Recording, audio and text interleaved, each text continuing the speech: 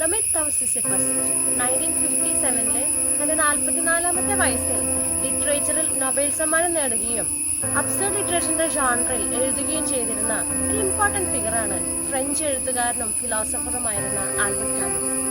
1948 Albert Camus എഴുതിയ philosophical എസ്സേയാണ് the myth of Sisyphus. Danish തിയോളജിയനും ഫിലോസഫറുമായിരുന്ന സൊറൻ കീർക്കാർഡ്, ഫ്രഞ്ച് ഫിലോസഫേഴ്സ് ആയിരുന്ന ഫ്രെഡറിക് നീഷെ, ആർതർ ഷപ്പൻഹർ എന്നിവരുടെ ഇൻഫ്ലുവൻസ് ആണ് കാമുവിനെ തന്റെ അബ്സർഡ് ഫിലോസഫി ഇൻട്രൊഡ്യൂസ് ചെയ്യാനായിട്ട് ഇൻസ്പയർ ചെയ്തത്.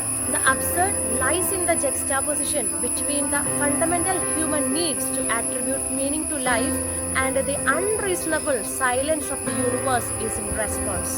The myth of Sisyphus-ന്റെ final chapter, Camus compares the man's absurdity with the situation of Sisyphus.